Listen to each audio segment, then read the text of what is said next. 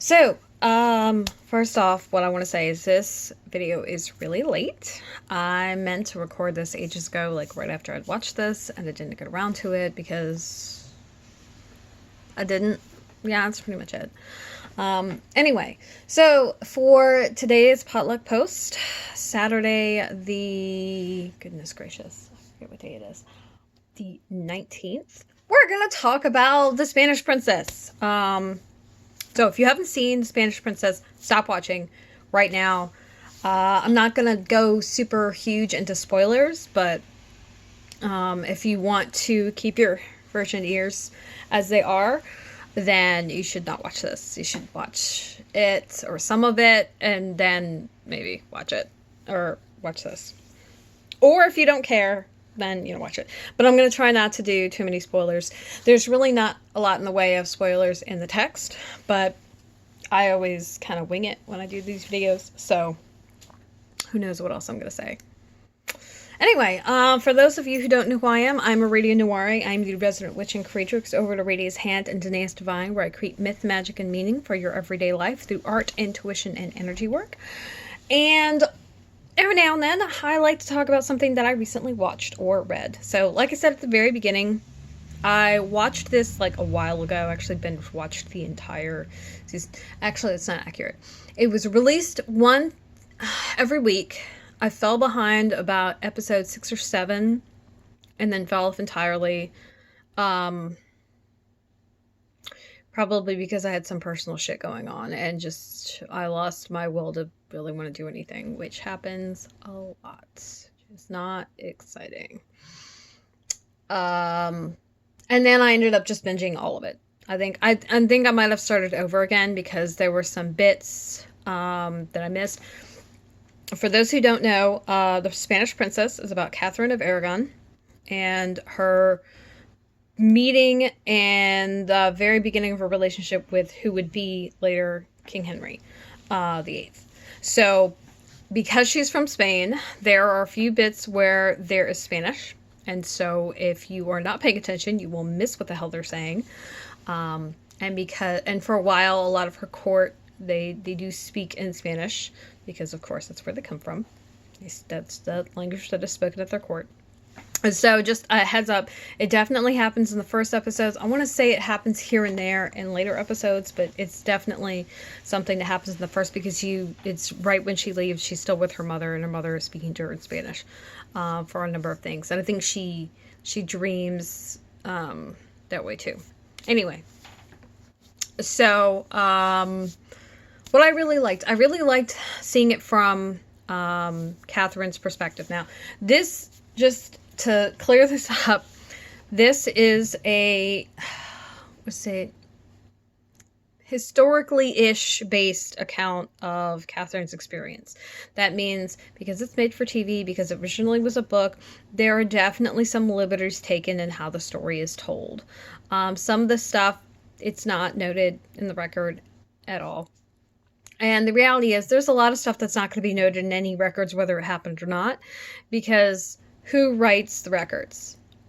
What do they choose to leave out and put in? When you listen to someone talk about somebody they don't like, they have a tendency to be harsher and meaner and more critical of them than somebody they do like. So you've got to take that into consideration and know that whoever wrote these historical accounts that are being referenced or that you've read before, what was their agenda? Were they, whose side were they on? Who were they being paid off, essentially? Was it not safe for them to write certain things? Whatever. So you always have to take that into consideration, really. And I say that because I think most people don't think about it. They just, you react to the story that you're told. And you don't think about the lens through which the story is being told and how people will choose to say certain things and present things in a certain way that may not be telling the whole story. And that's life, right? That's really, and I kind of like that it focuses on this one perspective. Because whenever you read about King Henry and his wives, there's a couple of famous rhymes about it. You always read about him and how he for some reason you don't know King Henry, I'm going to spoil that for you. I'm sorry. That he was married, I believe 6 times. He killed half of his wives. I think one of them died, and one of them outlived him. And the reality is that, you know, you always see it from his perspective and how he felt and what he wanted, and especially from the English court's perspective. And I like this story because they told it from Catherine's perspective. And you also get to see, you know, I guess one of the things that some people maybe don't think about when they think about these monarchs and rulers, not that I'm pro-monarchic, because I'm really not, is that these are fucking kids. These are kids. And just like you wouldn't expect a teenager today to make real good decisions, they don't either. And while you can argue that they're groomed for this and that they're trained and they've got tutors, kids are still kids, right? And you know, a lot of people, you know, we have everyday people, we have the luxury of, you know, getting to make our mistakes and have less huge things happen as a result. You know, if you upset your betrothed, you're not going to start a fucking war or shit like that. You don't have to get things sanctioned, although some people do. You know, really, there's definitely some conservative practices that are still going on. But that's important to realize, is that, hey, looking at it from your perspective, you are probably cutting out a bunch of stuff that just doesn't apply to you. And so when we form opinions on things, we think about it as like, well, I would never do something like that. And it's like, you're also not ruling a fucking country. You don't have this pressure from your family that is just monumental to do things or to live up to a certain guise or this, that, and the other. And shit matters. But I liked seeing her perspective, because it felt very relatable. You know, she's a young-ish girl, like she's in her young mid-teens. She's going to this foreign country, has no idea what to expect, you know, and goes there for one reason. Shit just goes awry. Just literally Murphy's Law happens. And then things change, and she's got to somehow, like, make do. And that had to be scary and weird. And, like, you know, you can't disappoint your mother. You can't disappoint your father. You know, there's expectations of you. And then you probably don't have a lot in the way of fucking allies. And even if you do, are they really your allies? And then at one point, Catherine was in a very tenuous position, which, if you're familiar with the story, you know what I'm talking about. That I'll leave out. But, and that, you know, when people are put in situations like that, they, you know, they can make some real interesting decisions.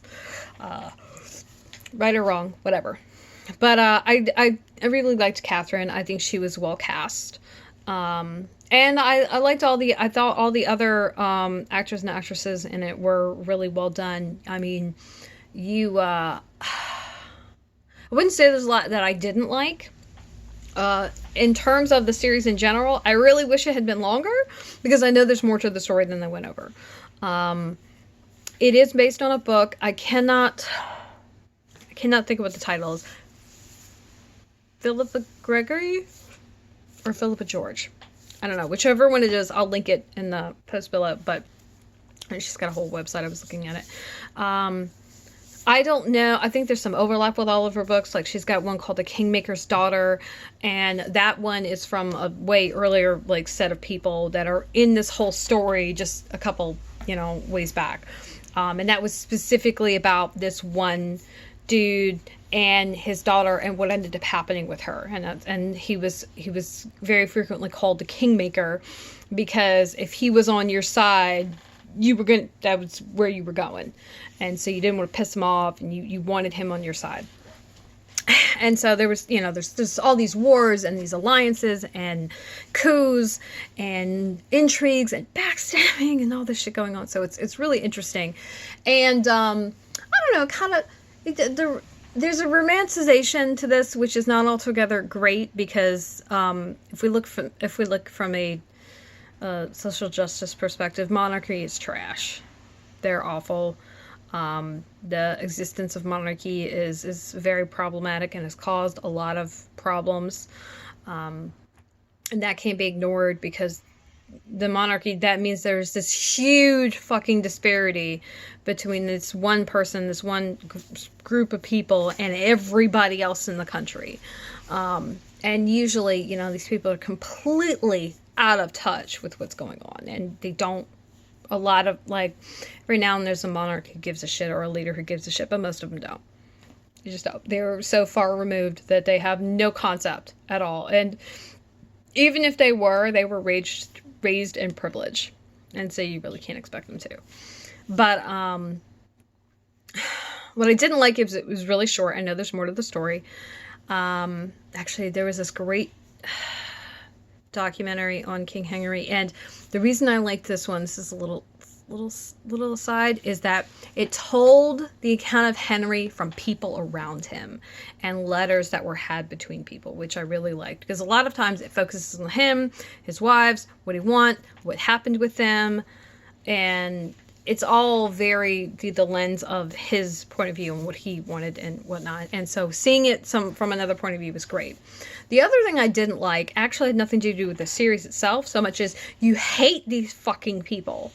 And I'm going to do another one on, is it The White Princess and The White Queen later. I might actually rewatch both of those, to be honest with you, so they're fresh in my mind because it's been a while. But I watched The Spanish Princess first. The White Princess and I think The White Queen, or I might be mixing those orders up. I don't know. It might be The White Queen and The White Princess. I don't know. Anyway, it doesn't matter. I'll link it fucking below. But you get to know some of the players in The Spanish Princess in those. And if I had started off with those, I probably would have had a little more sympathy for them because you learn their backstory and you learn little bits and bobs that are very, very quietly, not hugely hinted to in The Spanish Princess. Like, I don't want to spoil it, but there's one particular character and they are just like the whole entire time, I think they're like this from the beginning. They're just like, fuck this. I am out. I don't want anything to do with y'all. And when you see the White Princess and the White Queen, you understand why. Like, you're like, holy shit. And so they might be the only one that I feel sorry for. The rest of them can kind of suck it. I can't think of all the names. And some of the names weren't really clear, and the casting is different enough between each of them that they have completely different casts. And while, you know, you can explain, oh, well, they look different because as you get older, you look a lot different. Some of the people are harder to place as who's who if you don't catch names immediately, so that's important. Yeah, you just hate them because, like, from the minute Catherine gets there, they're complete assholes to her. And, you know, you've also got to consider that you've got the English court and the Spanish court. They're completely different. You know, the Spanish are super fucking Catholic. And, you know, the Spanish Inquisition, that's where that came from. Everything. So they're not real fucking around. And the English, they have a different, setup and relationship, with religion. And if you know anything about, Henry, he ended up breaking with the church and I think created the Church of England because he was like, you know, I want to do this. You don't want to do this. Fuck y'all. I'm going to do what I want. And so that's another factor, which they don't get to in the series because this is all very, very much at the beginning. But I liked it. I recommend it. I don't think that you need to watch them in order. Because they are really 3 separate stories. And it's basically each generation, which is not entirely accurate, but like I think the grandmother from the Spanish Princess is actually younger in the first one, and then is a mother in the second one, and then is the grandmother in the third one. And the other thing about this is all of these are just taken from the perspective of the women of the court, which, you know, they're just as, because they don't have power and because they can't do certain things, there's a lot of intrigue and a lot of backstabbing and a lot of I'm gonna do things however the hell I can to make things happen. And there's also some, in one of the underlying ones, gosh, I can't think of it. Let me see if I can look it up real quick. Spanish. Because I know I looked it up and it told me the one that came before it.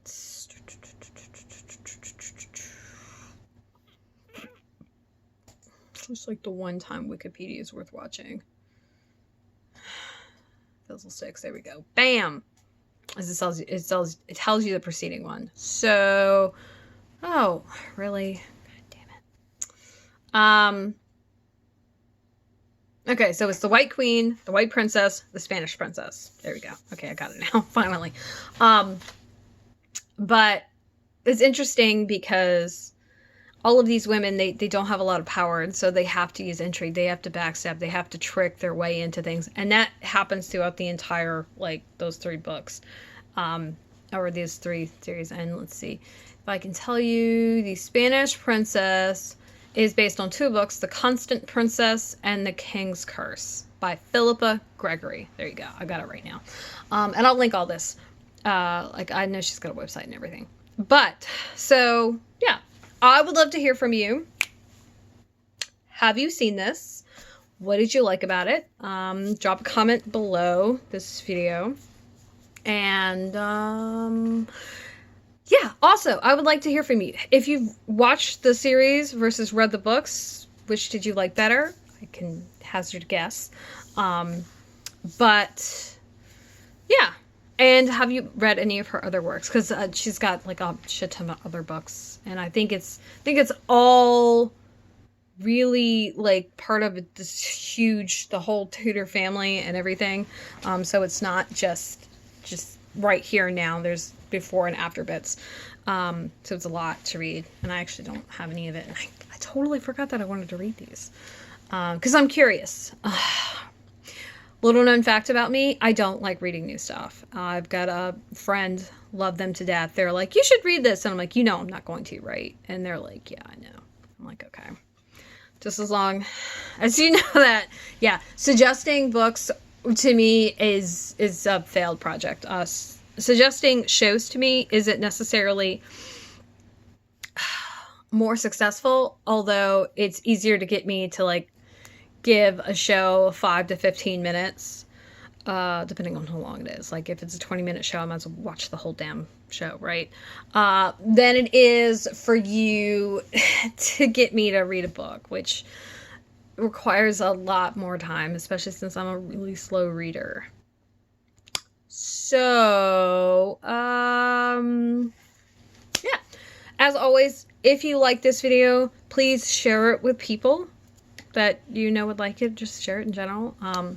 Remember, during October, all of these videos are public on my YouTube, and I'm going to be assessing where that has gotten, what that has meant, what it has done, hasn't done, at the end of October.